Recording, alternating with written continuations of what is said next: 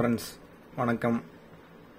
இன்னைக்கான பதிவில் நம்ம என்ன பார்க்க போறோம்னா, நம்ம சப்ஸ்கிரைபர்ல நிறைய பேர் என்ன கேட்டிருந்தாங்கன்னா, வசந்த் கிராண்ட் சப் ப்ரீயோடைய ஆல்ட்ரேஷன் வீடியோ போடுங்கன்னு சொல்லிட்டு கேட்டிருந்தாங்க.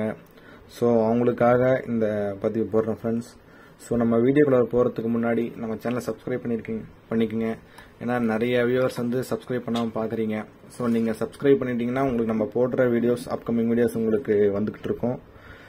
ஸோ சப்ஸ்கிரைப் பண்ணிக்கோங்க. அதே மாதிரி பெல் பட்டனையும் நீங்கள் கிளிக் பண்ணிக்கோங்க. அப்போ தான் நம்ம போடுற வீடியோஸ் உங்களுக்கு நோட்டிஃபிகேஷன் உங்களுக்கு வந்து அடையும். ஸோ வாங்க ஃப்ரெண்ட்ஸ், நம்ம வீடியோக்குள்ளே போகலாம். ஸோ இந்த போர்டில் நீங்கள் பார்க்கும்போது ஃப்ரெண்ட்ஸ், ஒரு ஹார்டு பேஸ் வந்து உங்களுக்கு இந்த வசந்த் கிராண்ட் சப் ப்ரீல வந்து பார்த்தீங்கன்னா கிடைக்கும்.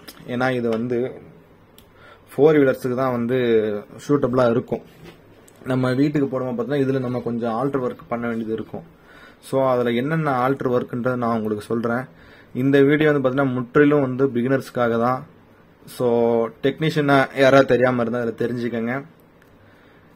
நான் இதுக்கு முன்னாடி வீடியோவில் சொல்லியிருப்பேன் சக்தி சப் ப்ரீல எப்படி ஆல்டர்னு சொல்லிட்டு. சேம் அதே மாதிரி தான் ஃப்ரெண்ட்ஸ், இதுக்கும் சேம் அதே கான்செப்ட் தான். ஃபர்ஸ்ட் நம்ம இன்புட்ல நம்ம வந்து எவ்வளோ நம்ம ரெடியூஸ் பண்றோமோ அவ்வளோ வந்து நம்ம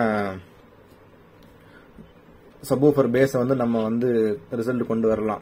ஸோ இதில் வந்து நம்ம எங்கெங்கெல்லாம் வந்து எப்படிலாம் சேஞ்ச் பண்ணலான்னு பார்த்தோம்னா, ஸோ வழக்கம் போல் நம்ம அதே பிளேஸை நம்ம சூஸ் பண்ண போகிறோம். இந்த இடத்துல ஒரு பிஎஃப் இருக்கும், 474 பிஎஃப் இருக்கும். ஸோ நான் அதை கழட்டிட்டேன் நான். ஸோ இதுக்கு பக்கத்துல இருந்து பார்த்தா ஒரு 22K இருக்கும், இங்கே ஒரு 22K இருக்கும். இந்த 22K நீங்கள் வேல்யூ சேஞ்ச் பண்ண பார்த்தீங்கன்னா உங்களுக்கு சப்வூஃபரோட பேஸ் வந்து சேஞ்ச் ஆகும். நீங்கள் 22Kலேருந்து பார்த்தீங்கன்னா வந்து 56K வரைக்கும் போடலாம். அந்த 22K ரெண்டும் ரிமூவ் பண்ணிட்டு அப்படி போடும்போது உங்களுக்கு அந்த சப்வூஃபருக்கான பேஸோட சேஞ்ச் உங்களுக்கு மாறுறது தெரியும்.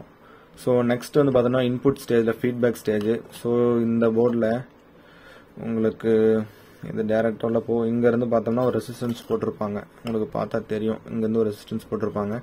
இந்த ஃபீட்பேக் ரெசிஸ்டன்ஸை நீங்கள் மாற்றும் போது உங்களுக்கு ஸோ அதில் 15K போட்டிருக்காங்க. நீங்கள் இதை எடுத்துகிட்டு வந்து 18K போடலாம், இல்லை வந்து 22K போடலாம், இல்லை 32K போடலாம், 39K போடலாம், இல்லை வந்து 29K போடலாம்.